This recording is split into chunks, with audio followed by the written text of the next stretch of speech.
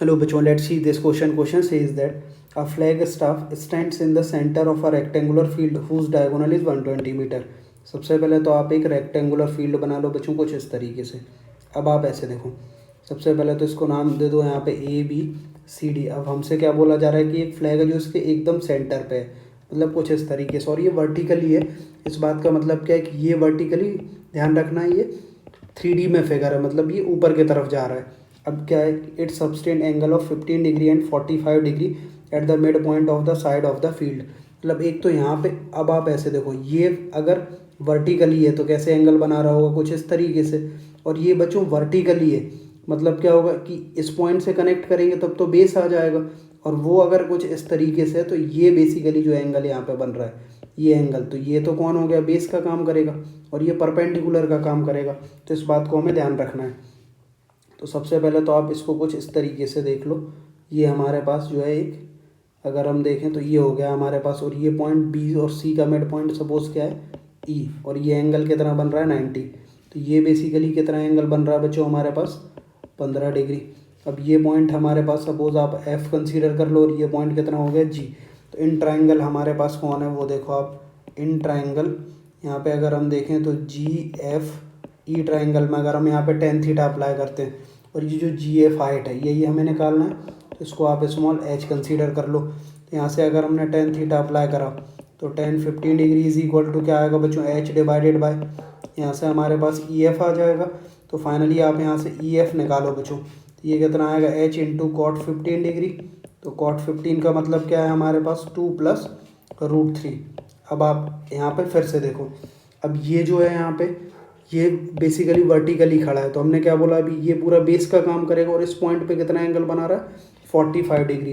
तो ये पॉइंट हमारे पास कितना हो गया बच्चों, ये कहानी समझ रहा हूँ ना कि ये जो जी है ये वर्टिकली खड़ा हुआ है यहाँ पे. तो कहने का मतलब क्या है, जैसे मान लो यहाँ पे अगर हमने एक मिड पॉइंट कंसीडर कर लिया तो ये तो बेस का काम करेगा, और ये जो आएगा वो हमारे पास किसका काम करेगा, हाइट का काम करेगा. तो यहाँ पे हमारे पास अगेन 45 डिग्री के लिए अगर हम बात करें तो हमारे पास क्या आएगा वो देखो आप यहाँ पे, अगर हम यहाँ पे देखें 1045 डिग्री इज इक्वल टू कितना आएगा बच्चों, h डिवाइडेड बाय. अब हमारे पास ये तो कौन हो गया, हमारे पास EF हो गया, और ये हमारे पास कितना आएगा, IF हो जाएगा. तो h डिवाइडेड बाय IF, ये कहानी समझ रहे हो ना, बिकॉज ये जो फिगर है वो 3D में बन रहा है. तो यहाँ से हमारे पास 1045 तो 1 हो गया, तो ये IF हाइट हमारे पास कितना आएगा, h.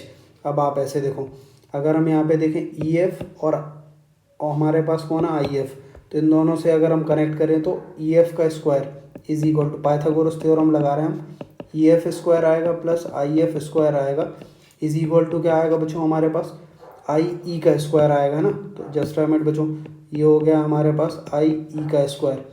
EF हमारे पास कितना h, तो ये हो गया h स्क्वायर इंटू हमारे पास कितना हो गया बच्चों, 2 प्लस √3 इसका होल स्क्वायर, और IF का स्क्वायर मतलब h square is equal to क्या आएगा बच्चों हमारे पास, IE का स्क्वायर.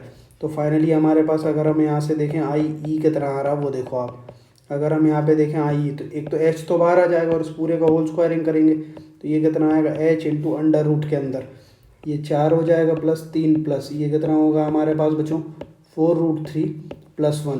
तो फाइनली हमारे पास क्या आएगा, h इंटू ये अंदर कितना हो गया हमारे पास, 7 और 1 मिल के 8, तो 4 बाहर आ गया.